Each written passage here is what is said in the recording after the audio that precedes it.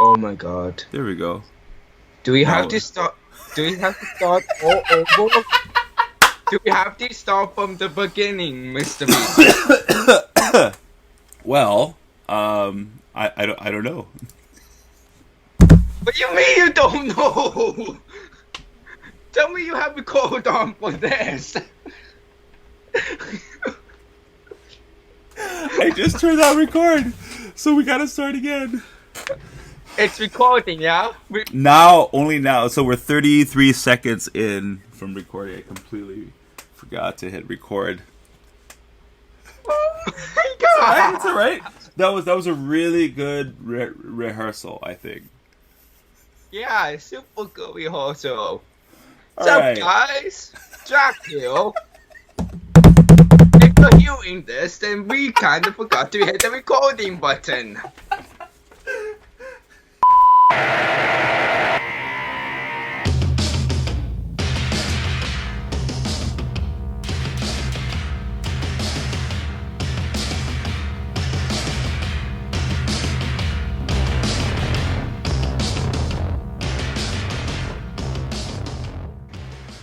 Today is March 29th, 2020.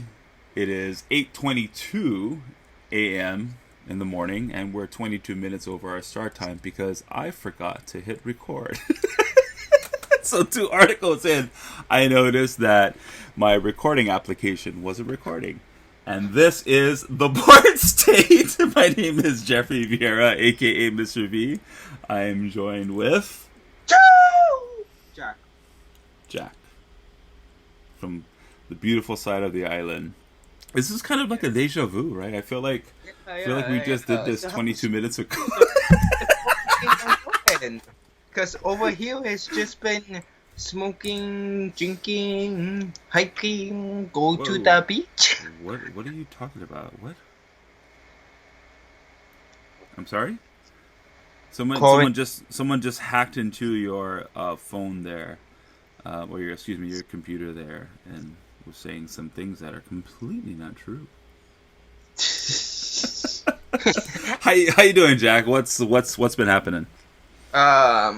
Honestly, just been physical activities over here, going walking, checking on family. A lot of people around over here because it's like a country community. To be honest, Yep. We don't really listen to the government. The government don't really care about us, so we have to care for our own. Mm-hmm. But a lot of my class, I'm a part of the senior class, are salty, or if not salty, very, very angry. And that is because of there's a possibility that we're not gonna have our graduation, a real possibility, and also. We already lost our prom. We already lost most of our things we was planning to do, like admissions for college and stuff like that, because of they're not gonna be focusing on that. They're shutting all of this stuff down. So yeah, okay. That's the main reason of all the saltiness you see on social media for my generation. Forgive us, we're just pissy. Yeah. From my end, I'm enjoying the copious amount of role-playing that's been going on. I'm going through a renaissance of tabletop role-playing. In fact, my board game playing has slightly slowed down. Well, today I'm going to try to crank out as much board games as I can. I still have a stack of sealed games I haven't played.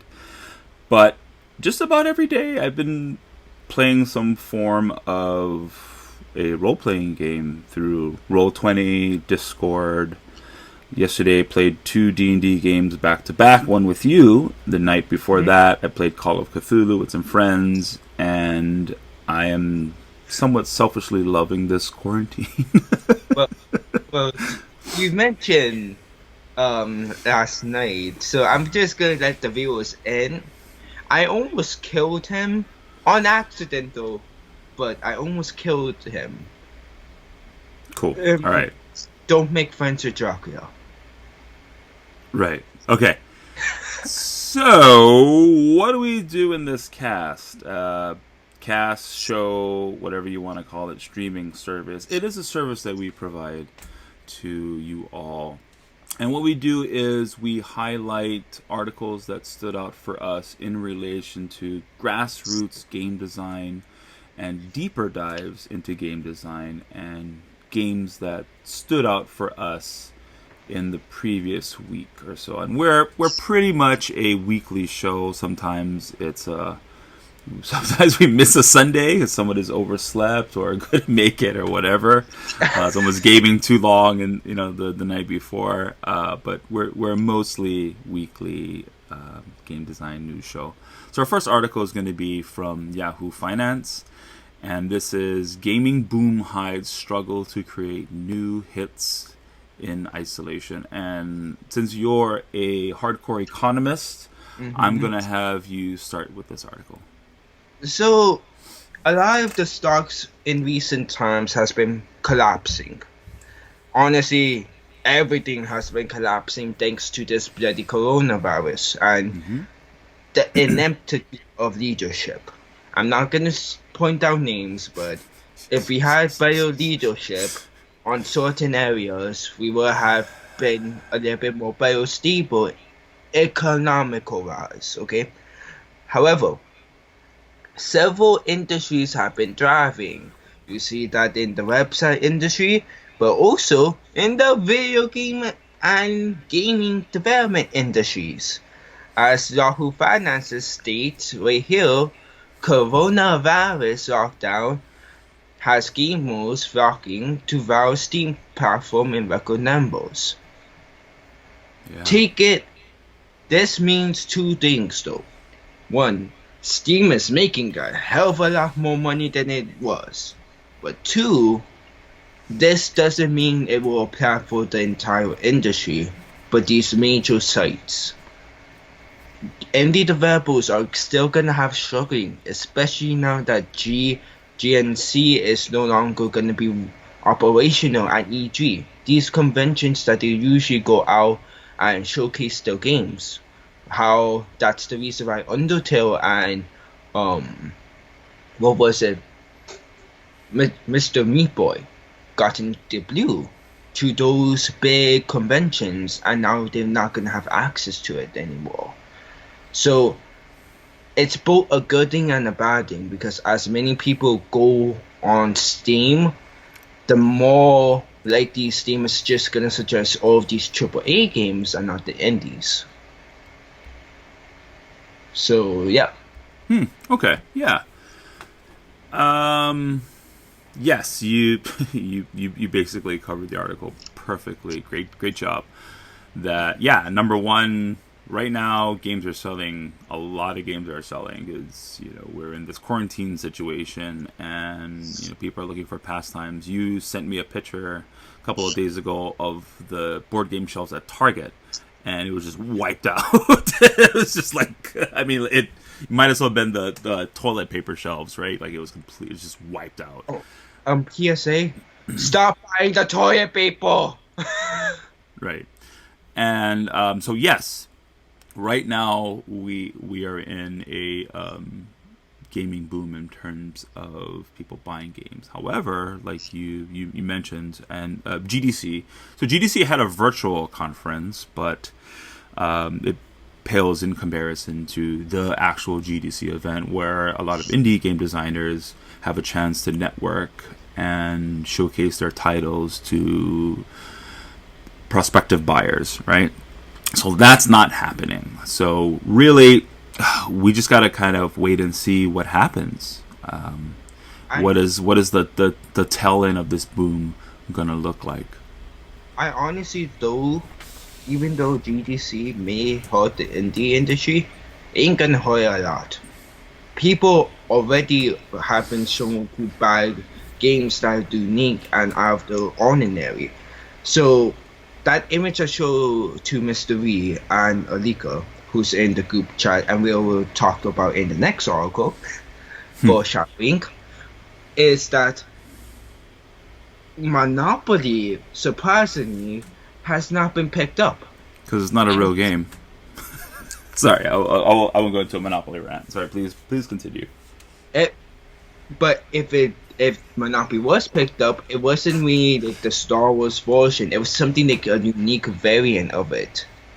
Like Uno, for example, a lot of Uno games have been picked up, but not the original version, but a unique variant of it, like Uno Flip or Uno Ghostbusters.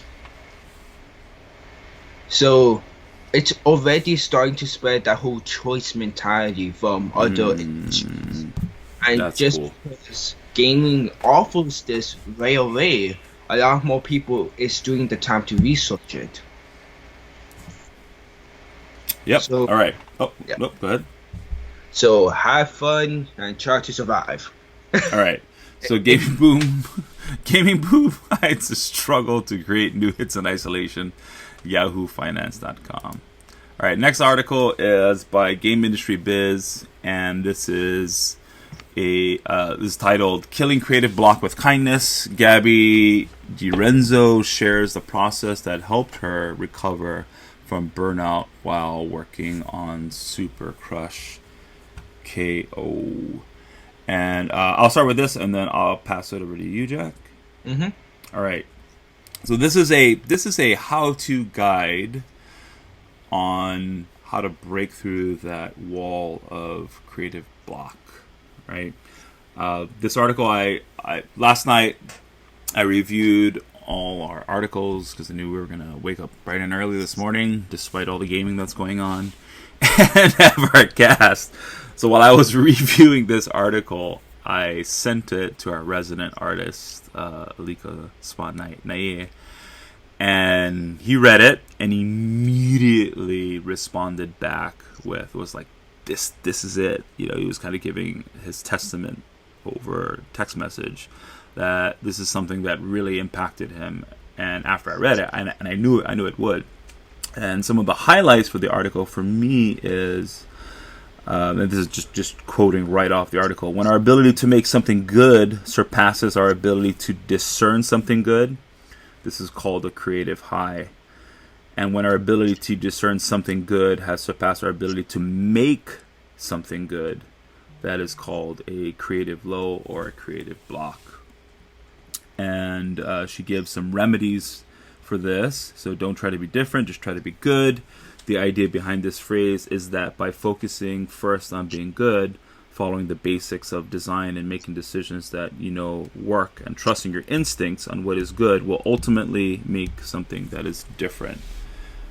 Good is different enough. I love that phrase. Good is different enough. So not trying to be innovative for innovative reasons.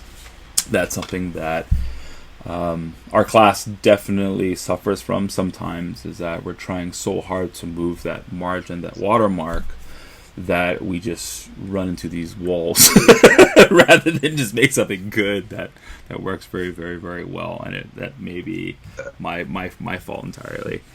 Next one is surround yourself with inspiration. That's a no-brainer. Surround yourself with art, music, writing that you like, that motivates you, makes you feel good.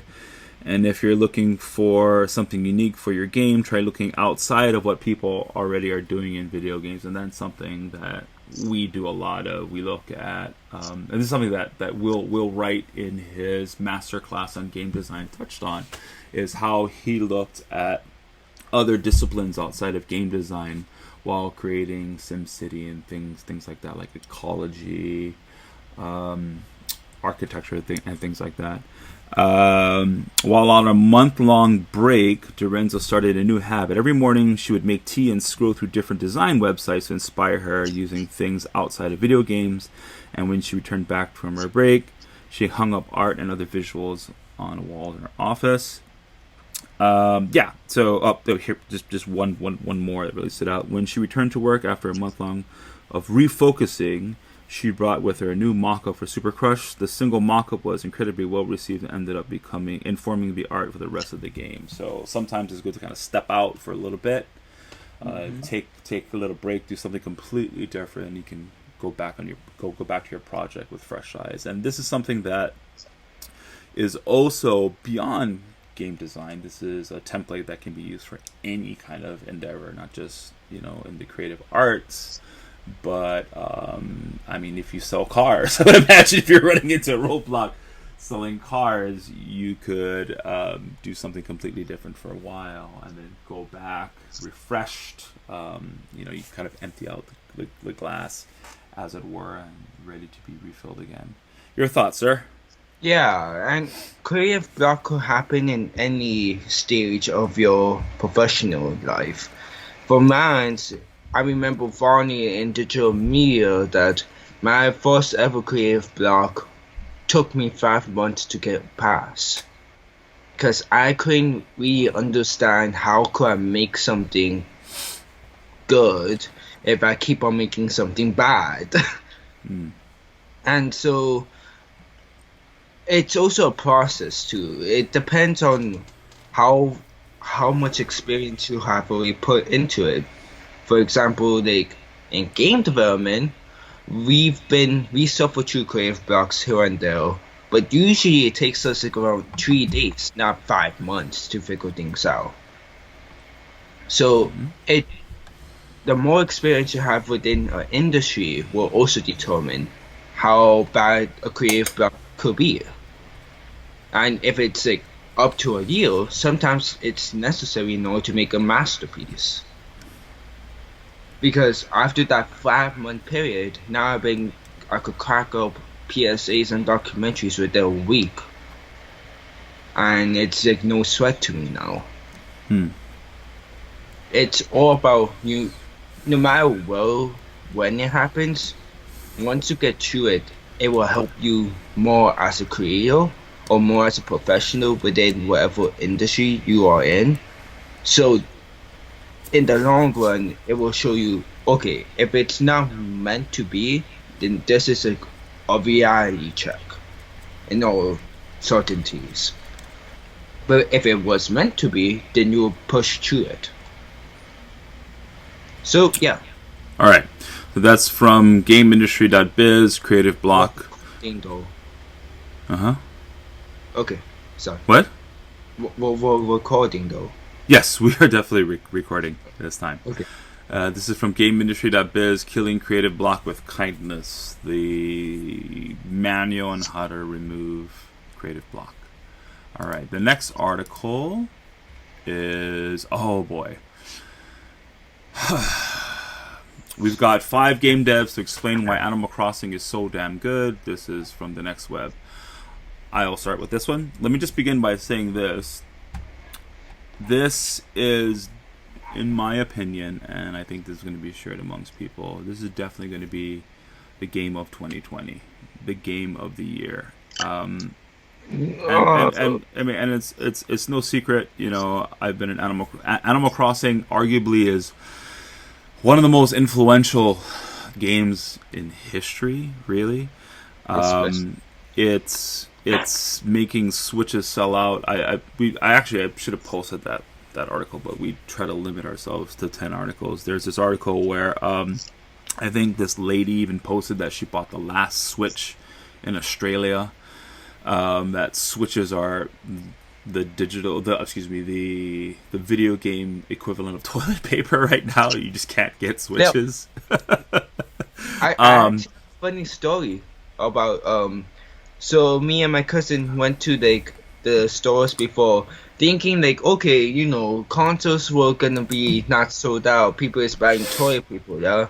And he wanted to buy a Switch so we could play Super Smash Bros. Found out not a single store on Iron carries a Switch. Including all of the GameStops. And we went there and we literally called each one of them. I'm like, because they had to sign, call us before you come in. And we're like, do you have a Switch? No. What the hell? All right. So this is an article where 5 game developers explain why Animal Crossing is so good. I gave you my thoughts on this game. My wife's been playing it. I haven't played it, but I've been watching it as I'm on our kitchen table doing work and things like that. It's in my opinion the perfect game, the most relaxing, peaceful game. So let me just go through some of the things that stood out for me. Sam Sharma, a veteran game producer who's currently working on a secret project at EA, believes New Horizons couldn't have come at a better time. Obviously, we're in isolation.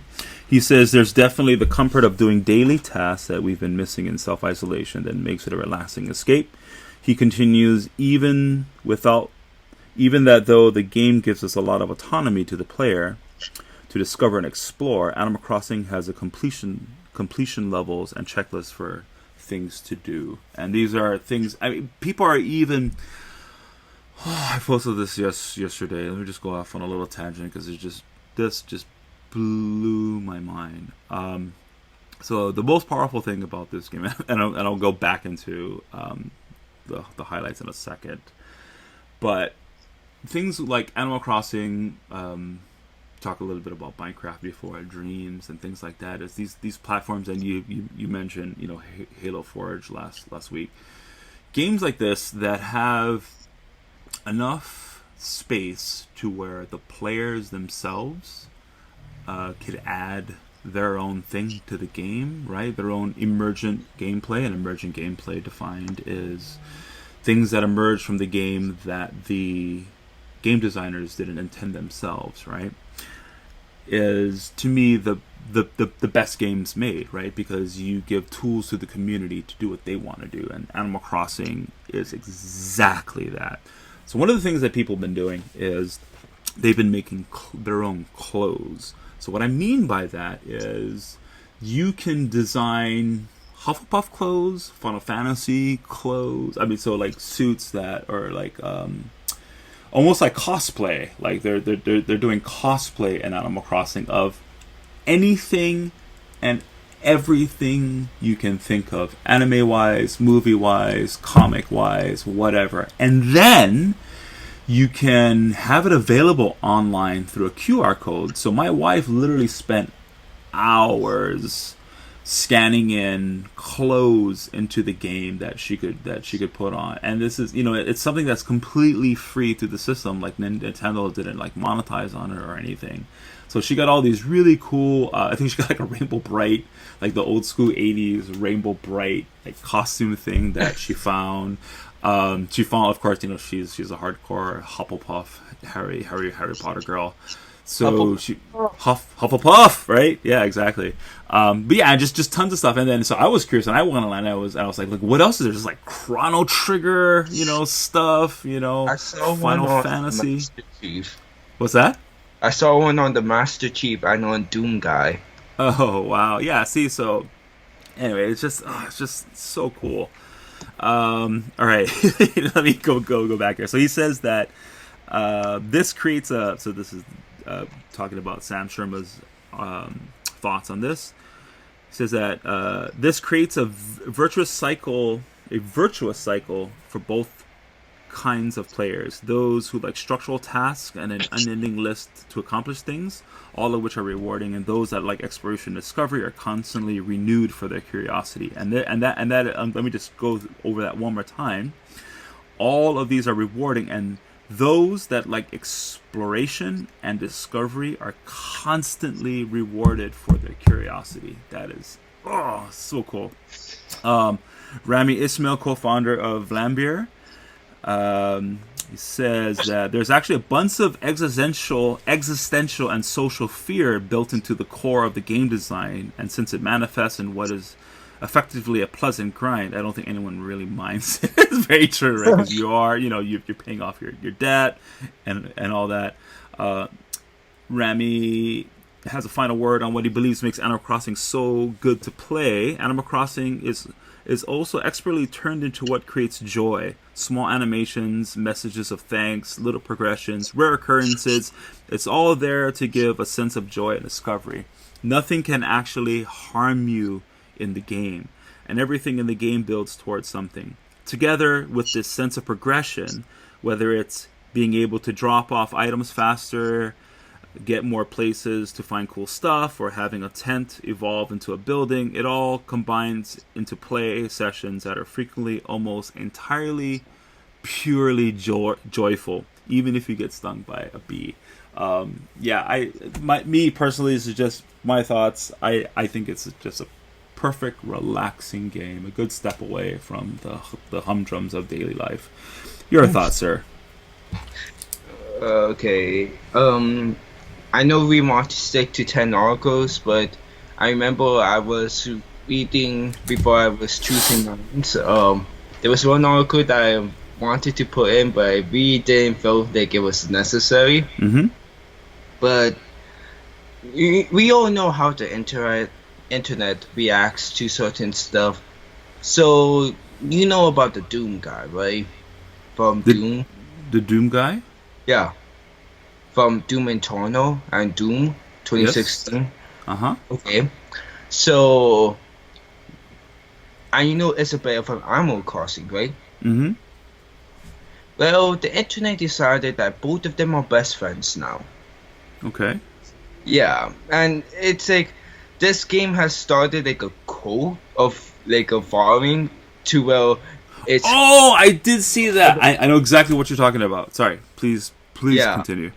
So just because all of these game developers say, "Oh, it's good," how you could tell it's good is if the fans are like doing stuff like this, making fans out like making real ideals coming to life. Yes. So Yes. Yeah. It's really the player's game, right? yeah, basically. Yeah. I hope you get a Switch soon, sir. No, I'm saving up for Halo Infinite. Okay. Oh boy. All right. No, Okay. it's because of the Forge. Uh-huh. Oh. Huh? Okay. No, just because of the Forge. Okay. Yeah, that's cool. All right. Yeah. So that is 5 game devs explaining why Animal Crossing is so damn good by the Next Web. All right. Next article is Step gonna... boys. What just happened? Are you okay? Did somebody just shoot you in the shoulder? Hell. Oh, I see what you're saying. So this is by EpicStream.com. This is something that both of us are a little familiar with. Both things, really. Please, the God. And this is Magic the Gathering creator Richard Garfield talks about game design, Keyforge, and more. Would you like to start with this one? Since you know a little bit about Magic the Gathering and a little bit about Keyforge. Magic the Gathering is... Go for it, buddy. It's this game, you play as wizards, and if that's what I would have said if I was a beeping nobody, but Magic the Gathering is life. Magic the Gathering, you could kill anything, and you could be anything. Whoa. Calm down. Let's focus on the article. Breathe. No, but the article itself talks about the guy, the God, the Lord Savior's creations, and how he basically went through all of these hurdles and all of these conflicting ideals. It actually reminds me a lot of a book that he was a part of doing. This book, I forgot, I'm not too sure if I have it in my room, but it's talking about the development of Magic the Gathering. And it goes in depth into a lot of these topics he point on in this article. But it also shows that he always loved his creations. And if you could do that, the games will always be turning out good. If you believe in your creations, it will come out. Reason why I'm so in Magic of the Gathering at this point. Like, I have the 500 cards right next to me. All right. Thank you. So Richard Garfield, yeah, you've touched on it. Makes a lot of tabletop board games, and is one of the originators of this little game called Magic the Gathering. And Oh hell, Magic the Gathering! he's still going off about it.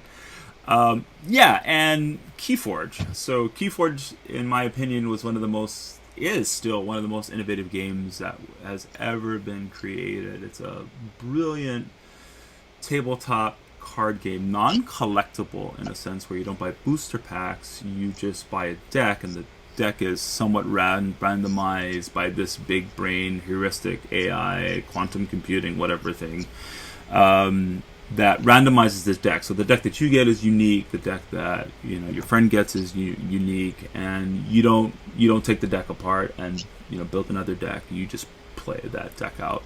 It's a very, very cool, unique system. I won't go into the how the game operates, but it blew me away when it came out. I was very impressed by the game design by Doctor and Savior Richard Garfield. So some of the things that stood out for me in the article is Richard explains, I'm excited about the relationship between paper and digital. The digital world opens up a lot of cool design space, and the popularity of games is ensuring we have a sophisticated enough audience to enjoy it, which is very, very, very important, right? Which right. They just pause there. A co-worker of mine asked me if Armchair Adventure was open because he wanted to order some games, right? Because of this whole isolation thing going on. So then I told him, I don't think, Rob, the owner of Armchair, is doing any order games right now. But I got tons of board games, man. I can lend you some board games, no problem. Just, keep them at home, keep them sterilized, please, as long as you want, give them back whenever.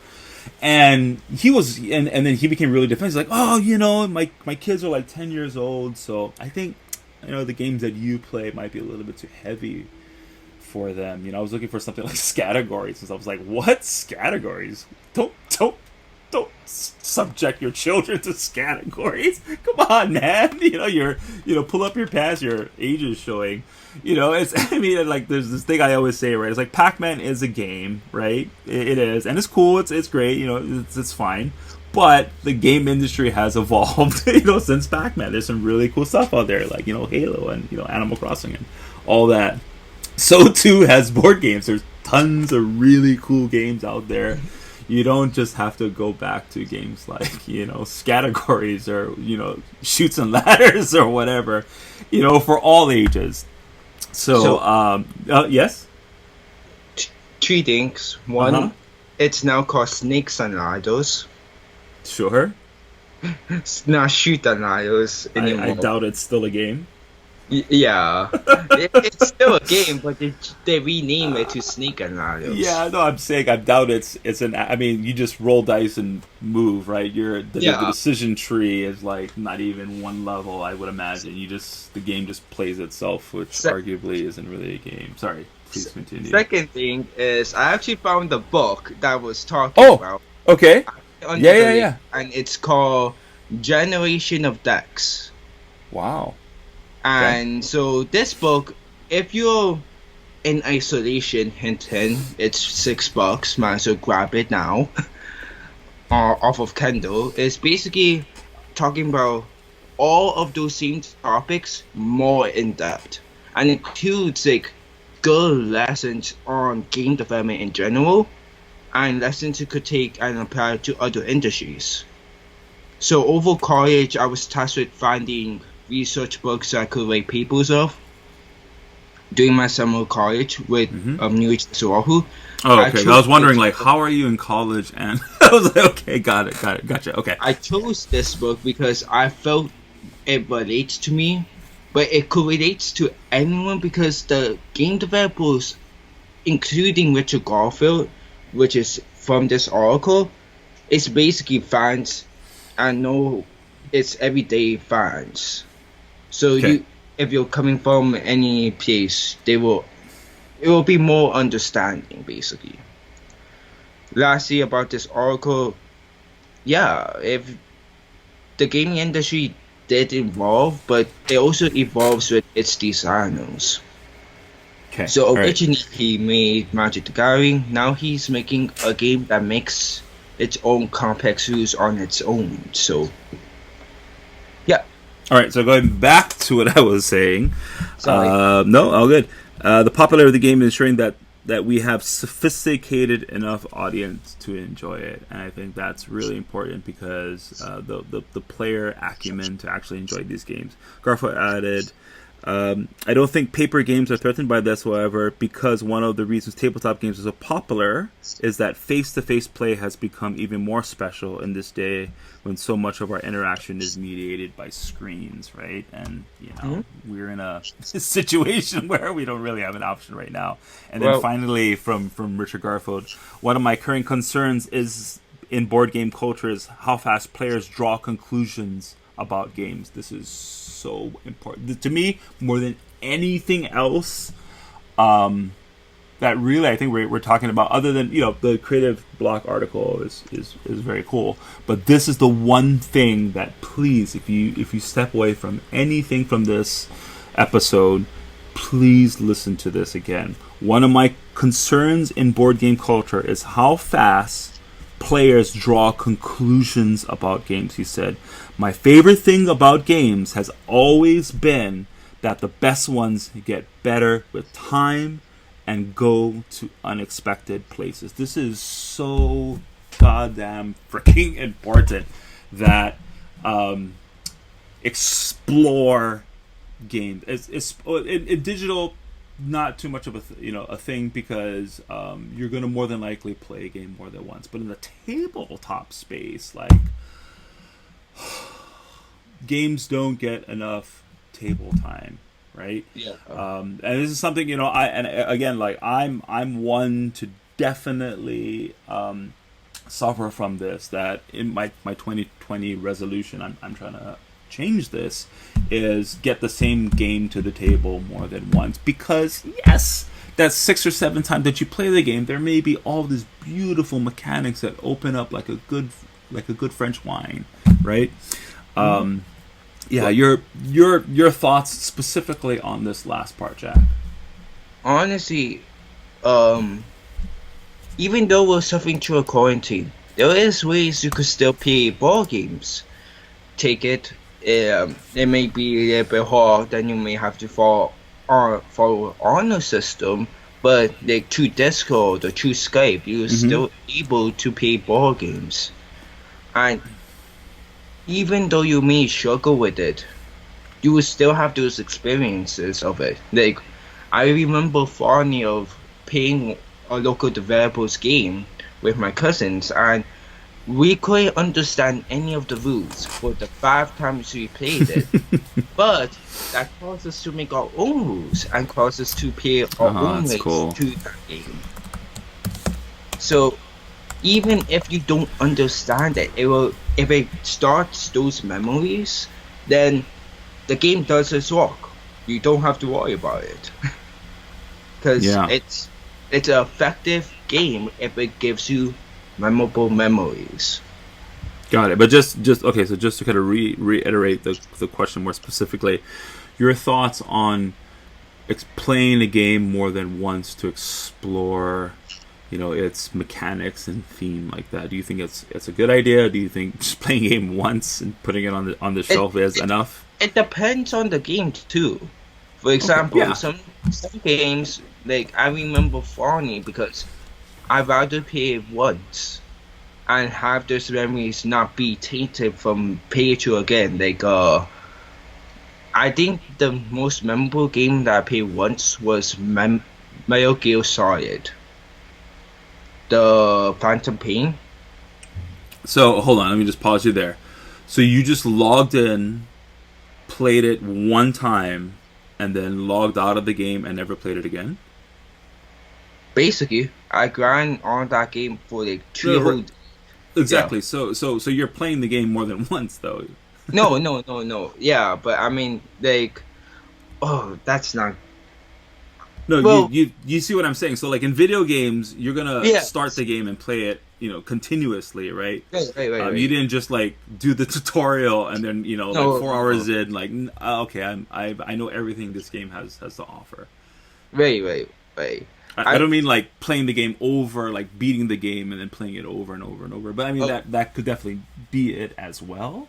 But like, to a degree, like, one shots in RPGs are that.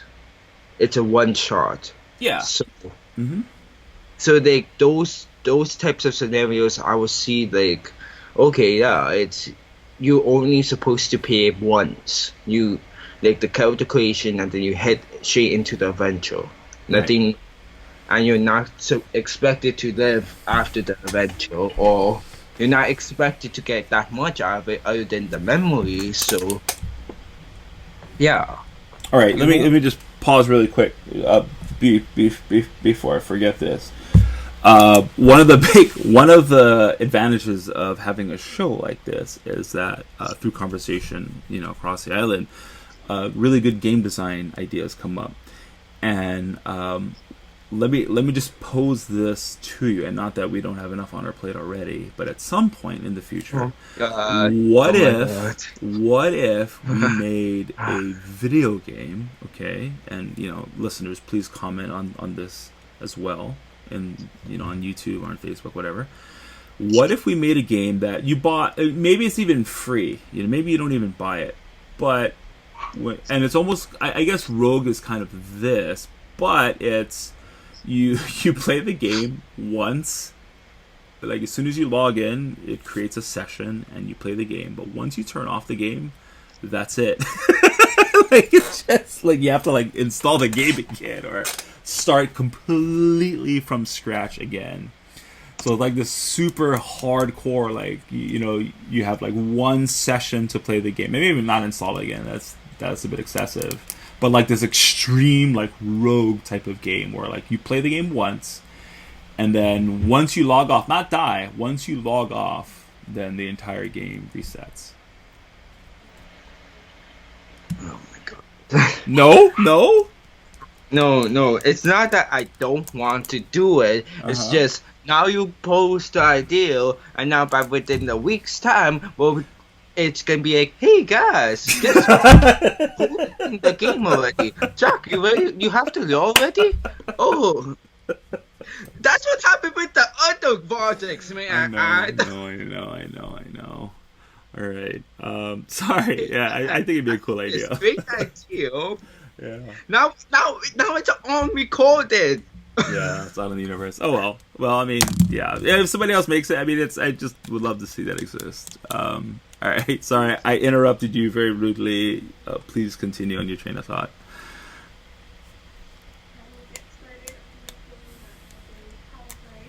Hello. Yeah. Yeah. The article. Yeah. Okay. All right. We'll just wrap up with this one. So that is. Praise be his name, Richard Garfield talks about game design, Keyforge, and more. All right, next article is this was another really cool one. So our friends again at Gamma Sutra, decentralizing video games, an introduction. You want me to start with this one, or you want to start with this one? Yeah, you could start. Okay.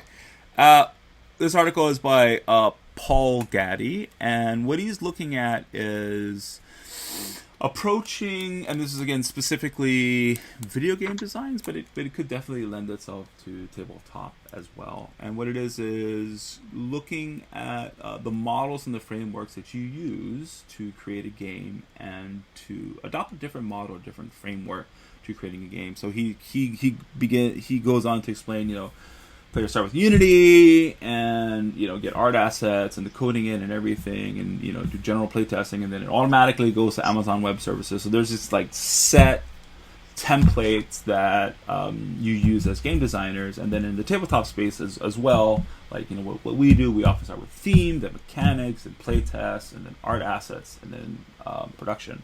But what if you scramble those around? So in the case of Unity, maybe not use Unity, maybe use a completely different engine, explore different options out there and different kind of engines that there is. And we had, we've discussed gaming engines tons and tons of times, so I won't go into all the different variants of game engines.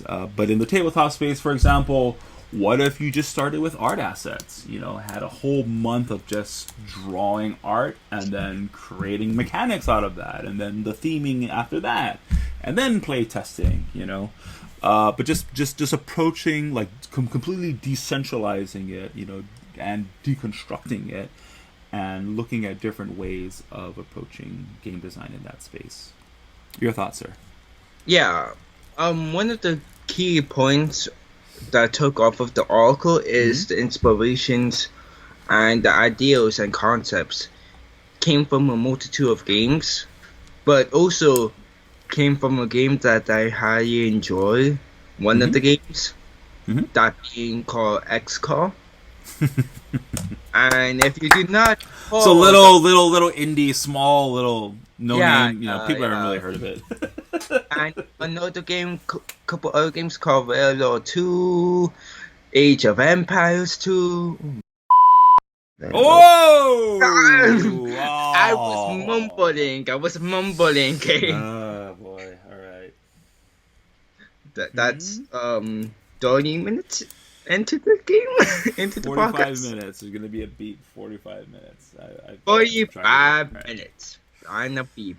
It wouldn't be it wouldn't be me if I didn't throw at least once or talk about the military. Speaking of the military, Veia 2 is an epic game.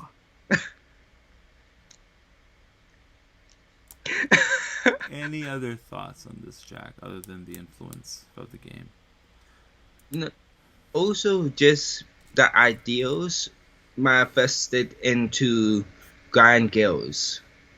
Like, I saw demos of it, and it really looks like they took all of those ideals and put it into a more unique creative art style than anything else. But yeah. One big takeaway that I have from the article specifically itself is what we fail to realize is as we centralize around these platforms, they become the gatekeepers of the industry. That is a very powerful statement. Right? All right. So that is Decentralizing Video Games, an Introduction, gamasutra.com. All right. Next one. How Adventure Time inspired the creation of a Filipino RPG called Grand Guild. This is with the... Oh, Suka, I was on the wrong article. Huh? Hi? Yeah. What's up? No, I thought... Oh, for the next one you mean? Yeah. All good. All good. Just open the next, bloop. Switch over. So I'll start. So this is from Justin Villegas on what inspired the blend of tactical RPG and card-based and combat, and what goes behind making such a unique game for the Nintendo Switch and Steam. And a very cool article, just really an interview, and he uses Fire Emblem and XCOM as a means of influence, and of course Slay the Spire, and all this stemmed from so he goes off into he mentions it in the article. One day I was watching Adventure Time in my living room. Awesome show, by the way, if you are still living under that rock that we mentioned last episode. He was watching Adventure Time in his living room. The episode was when Jake and Finn played a game called Card Wars. Suddenly I thought to myself, what would be nice if a card game would blend tactical games to create unique gameplay, and boom, out of that came his game. It's a really cool, really short interview with Justin, and I just wanted to highlight Filipino pride. I'm not Filipino, but this is what we do in our podcast, right? We try to find the ethnic minorities out there that are cranking out good content and try to bring them to light, and this is just one. Pacific Islander pride. Exactly. Any thoughts on this? Okay, my thoughts was the thoughts about XCOM So I know. I was like, what is... I don't see anything in XCOM here, but okay, maybe. Yeah, so if you want my thoughts, rewind 10 minutes back. Yeah. Because I mistakenly thought that this was the article we was going next. So all good, man. All good. Actual notes add on is that several of the Adventure Time looks and creative art styles are from the show itself, so you take a risk. You pull in people from an established audience, and we establish know how it looks, but at the same token, that means those of who doesn't go watch the cartoon/anime would find it weird or unique. But it also means you have to be detailed and faithful to the show. So there's a risk involved from the lead director choosing this art style to live with this art style. But yeah. All right. Also to mention, Southeast Asia IGN. They have their own IGN. That's very cool. This is where the article is written. Okay. I mean, I have my gripes with IGN and Kotaku on the reviewing of games. All right. Yeah. So this is IGN SoutheastAsia.com. Next article is going to be the art of game design analysis, and this is Medium.com. So this is a freebie. So do you want to start with this one? Yeah. So the art game design. I thought you would have a lot to say about this, so go right ahead. Yeah, so it's honestly one of those things where I feel like if I would have this article, I would have never gone to the summer program. Okay. Just a tad. Because it gives you a lot more details and a lot of things, but it allows the reader to actually crave for it even more. And it also explain a lot of outlets and a lot of outlooks, like key takeaways, main points. Basically, how game development evolved from just, here comes Pac-Man eating a Super Bowl. Now it's like, Mario Maker, you can make your own worlds and you can make whatever you want. You could even make a song about it. So it's really nice and very amazed to me, at the very least, that we have articles like this showing evolution of the industries.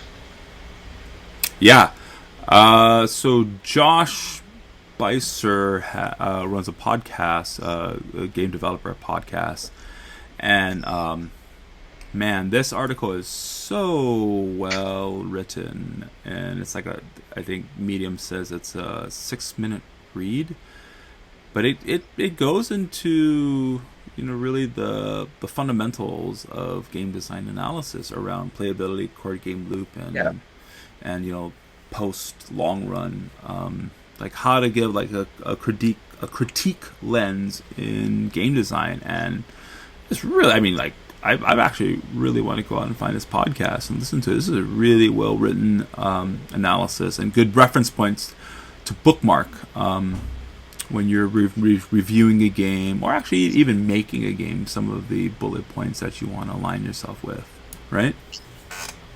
Yeah, so it's amazing that it also came from a masterclass. So masterclass is basically, if you have not known, it's a site which is encapsulating all of what could be a college course into these very masterful, like these masters of the industry. But having this short article provides even more light, because it will allow people to, instead of just listening on it, to look at it and see for themselves as a reminder. Because all people will be able to follow along using audio cues. Some people just want to go back to a basic article or a basic research paper, like how this is. And it provides them with that choice now. They don't have to go for the full masterclass, but if they don't want to, they have this now as like a guide. Okay. Yeah, so that's Medium.com, The Art of Game Design. I didn't say what podcast he runs. I think it's called Super Jump, which is an amazing name. It's like, that's super witty. Super Jump is the name of his podcast, I believe. Let me double check that. I don't want to misrepresent. And I'll sing while the page loads. I think it is. Wow, I'm getting some lag spike here. So that is Art of Game Design Analysis on Medium.com. It's on Skype now. It's affecting Skype. Oh no! Oh boy! All right. The next article. Okay, here we go. So now we're getting into Jack territory, and then we're gonna end the episode on insanity. So the article is by SteamboatPilot.com. And it is Transforming Boredom into Board Games, How Board Games Can Foster Connections Near and Far During Self-Isolation. And go ahead, Jack. Awesome. Okay, so basically this article is about how we discussed earlier on, how board games can still be played on Skype and other sources of media, while also showcasing the creativity of a lot of people during this self-isolation period. And it's honestly just that. There's different types of games for different types of people. And without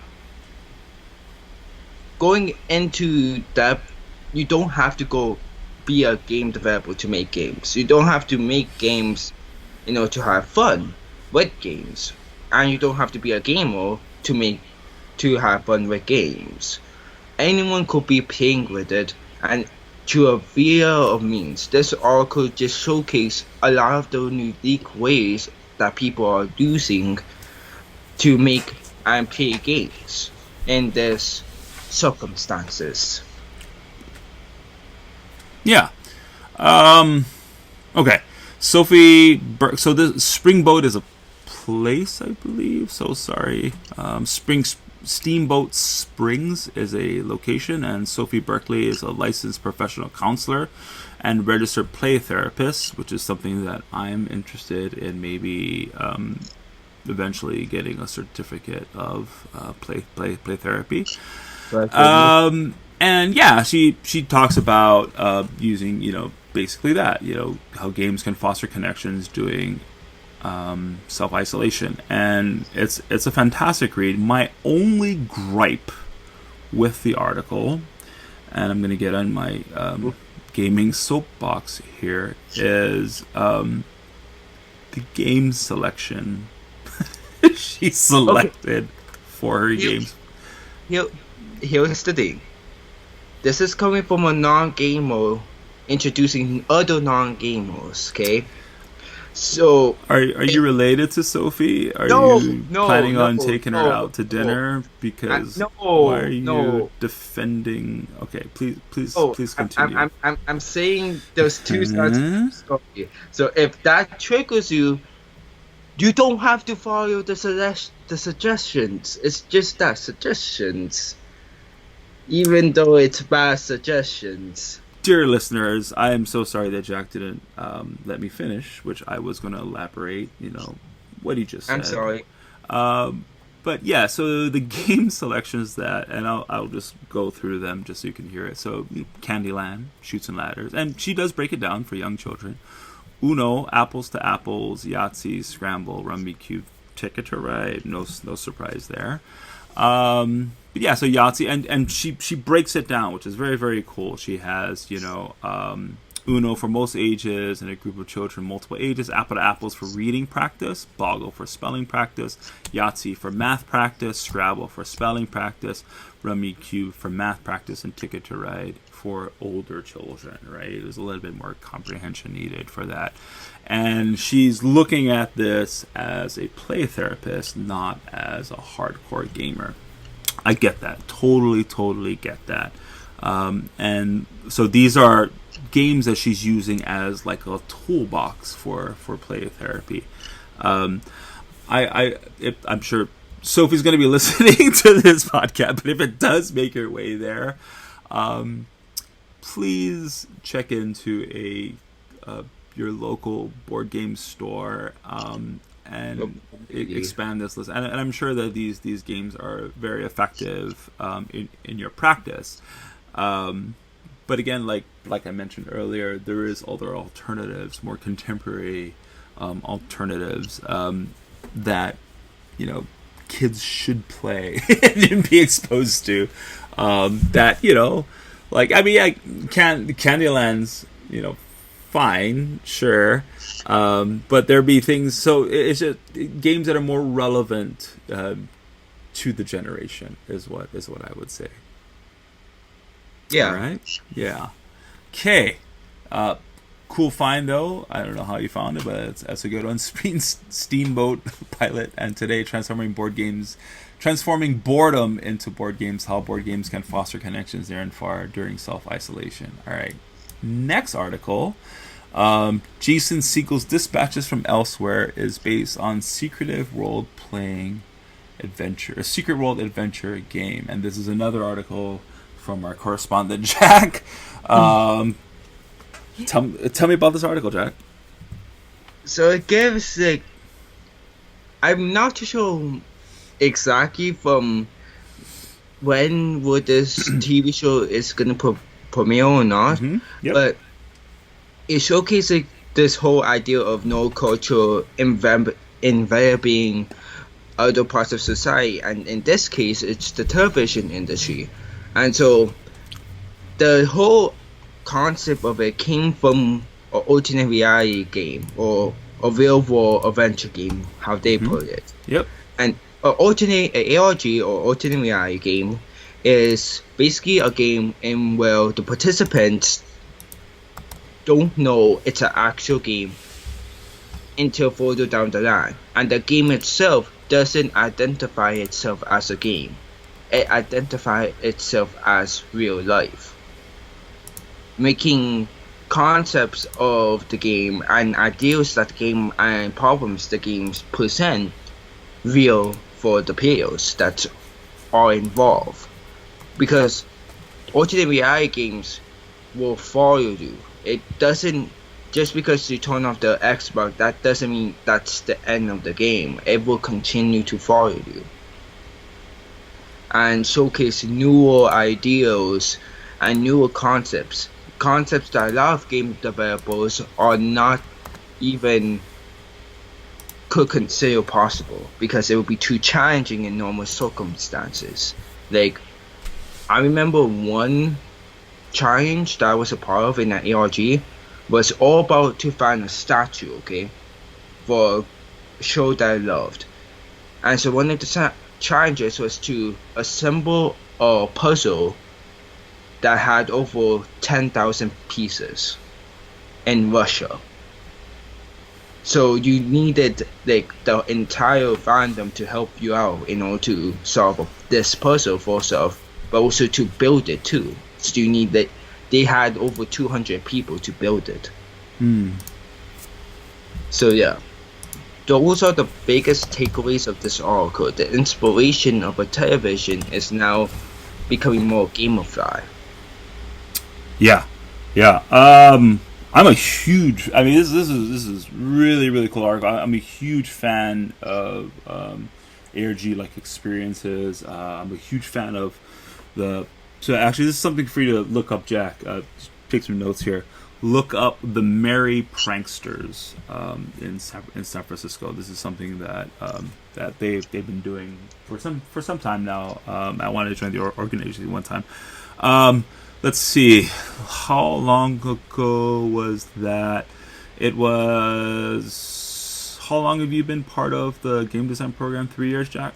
Yeah, 3 years. So 4 years. The year before you joined, we did a ARG app game called the Esoteric Nanakuli Investigators, where the students would use their phone to solve these mysteries around campus. So you would launch the app that we made, look at like a fire hydrant or something on the campus, and then like this pop-up would happen. It would lead you to the next thing and the next thing and the next thing.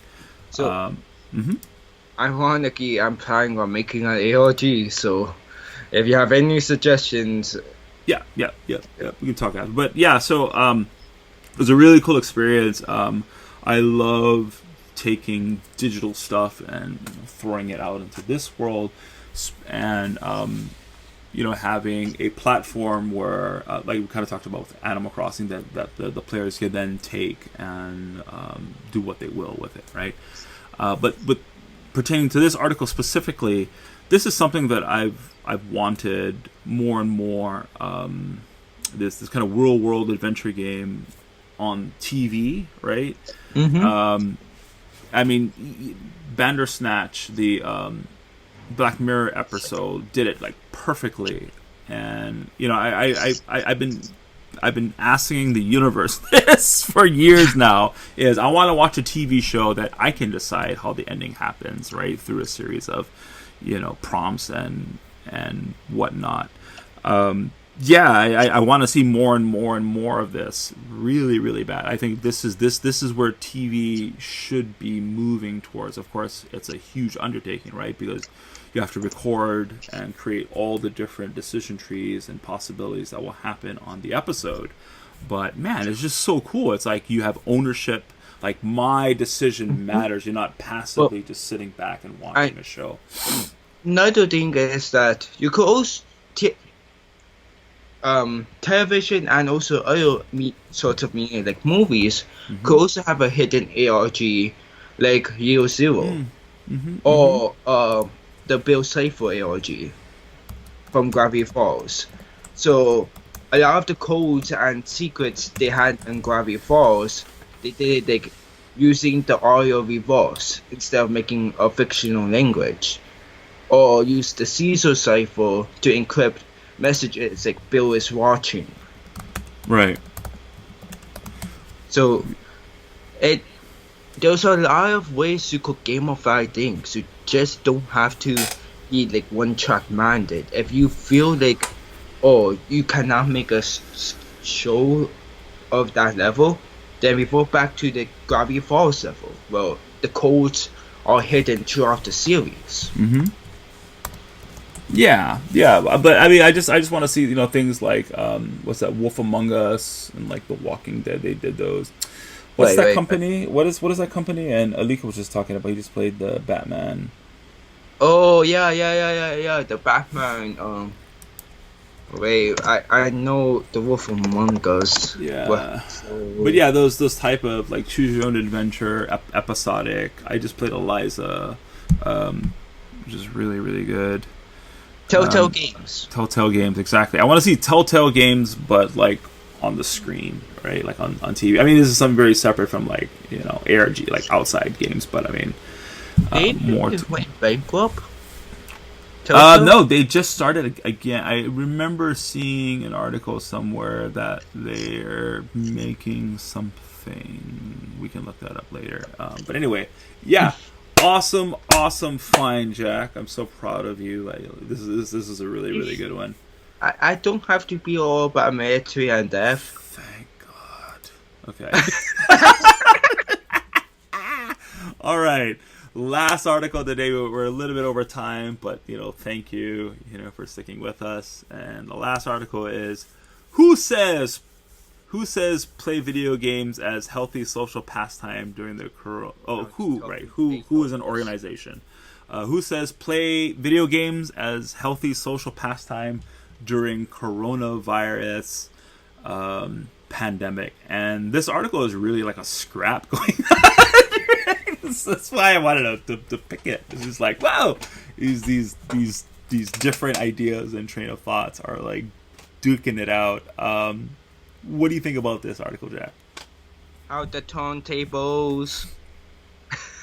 How the table turned? No, the turntables from The Office. From The Office. Please refresh my memory. I don't remember. Okay, that. So whenever like something like always go be like say one of the characters was like, oh yeah, I got this, and to the manager will always say, oh, how the turntables.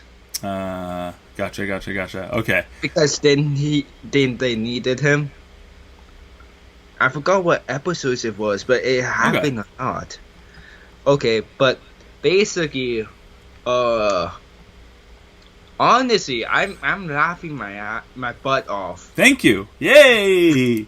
because it's honestly one of those things where I'm like, it's the answer is obvious. Yes, games could provide openings and new discoveries. Why are you being such a hypocrite now, though?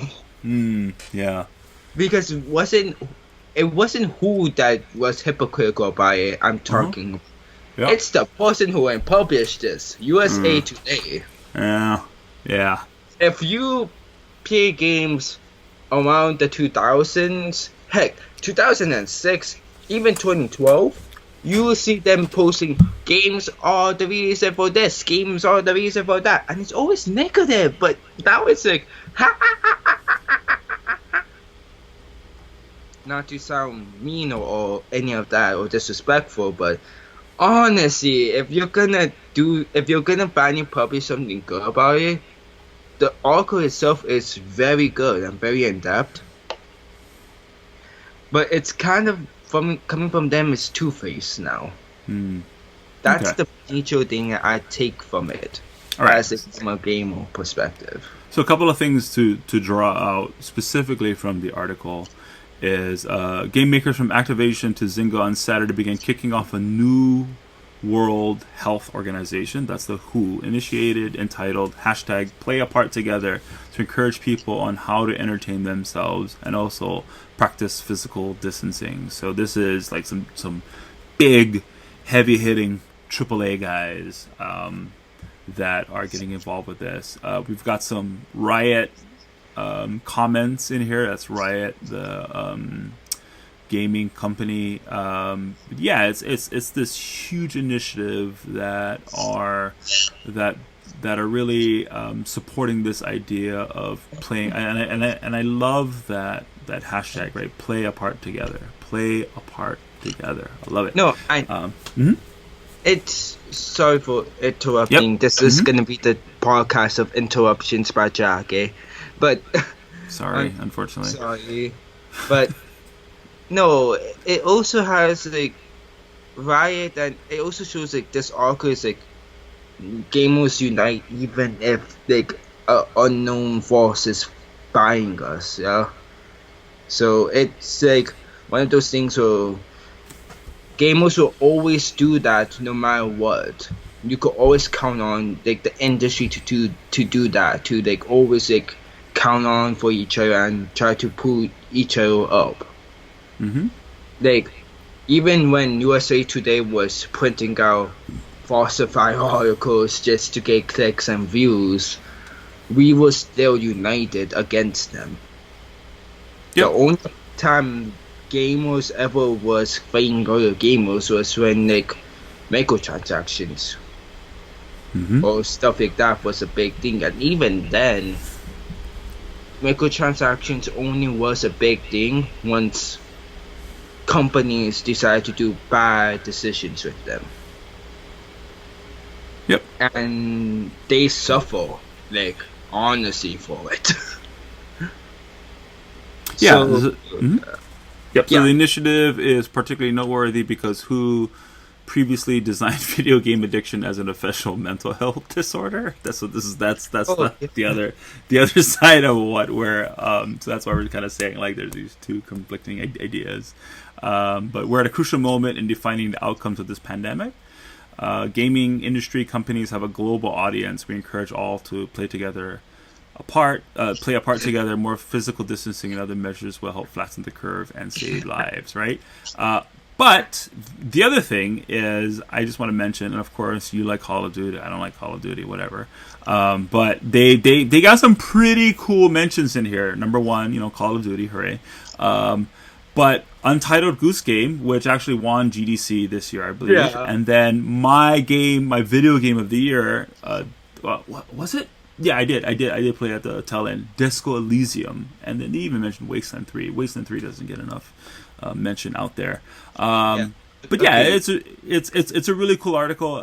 I am arguably, some have dubbed me a hipster designer, kind of. Well, it's not just that. It's like I naturally move away from things that, so like how Jack mentioned earlier, like on his side of the island, or which is where I'm from originally as well, which is probably where some of this stems from. They don't listen to the government. They don't, because the government has really generally has wronged that side of the island throughout history, or our islands in general. And I don't want to give a PSA talk about this. Whereas, let me finish here. So for me, whenever I hear something coming from a AAA company, all these filters come up, like all these like bang bang bang is like ad alert warnings come up in my mind to try to block all these messages. And for once in one article, these AAA companies are saying some really cool stuff. Jack.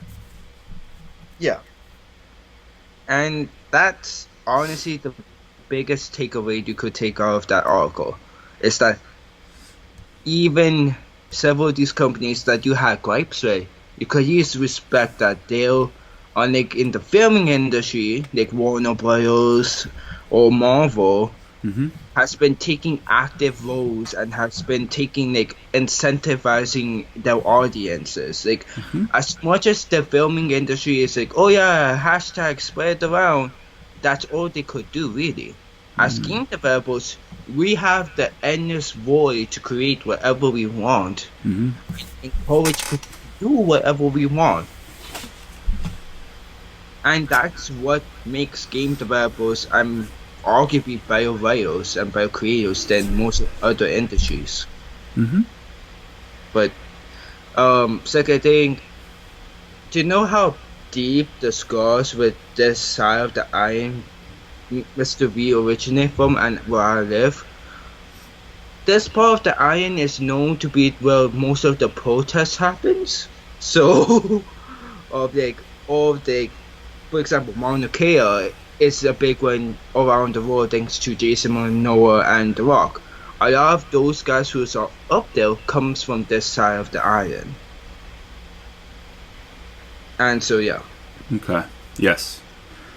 The voice of the island. Yeah. All right. So that is by usatoday.com. USA Today. I mean, just right. Who says play video games as healthy social pastime during coronavirus pandemic? A cool article that you see both sides of the argument somewhat. And that is going to be our show for today. Any closing comments, Jack? Just stay safe. Honestly, just stay safe. Have fun. Be creative with your ideas. And if you're struggling as an indie developer, there's other ways than just one direction. If you got affected by GNC, I know there's like Discord servers. GC. I cannot pronounce today, can I? GDC. Gotcha. GDC. There you go. If you got affected, I know a lot of Discord servers and a lot of people is opening up to more creative ideas, and you could pitch it to there. Worst comes to worst, you could always just wait. And yeah, I know this in the industry where they have like the highest like suicides in most other industries, so that's never a good option, especially right now. We need all creators on deck. Yes. So thank you for listening in. We went a little bit longer today. We had a lot to say. I also didn't record the first 30 minutes, so we had to reboot and start again. How can they reach us, Jack? And why should they reach us if they need to? Okay, you can reach us at Gmail at theboardstate.com. No. Well, theboardstate.com and theboardstate at gmail.com. theboardstate@gmail.com, and of course and the reason why is because you want to give us artwork, critiques, possible wants for interview by us, or even maybe we're a little busy, but I mean, yeah, maybe. I mean, they can interview you definitely. I'm sorry. Wow, you just okay. But yeah, whatever concepts or ideas or creative discussions you may have or want to have with us, you can either have that over there or in the comment sections in either the podcast website that we're doing this off of, or on YouTube. And yeah, just make sure the conversations are light, especially now. You can't shoot anybody if you're in your house, though. Whoa! All right. Okay, so that's gonna do it. That's gonna be a wrap up. Thank you for listening.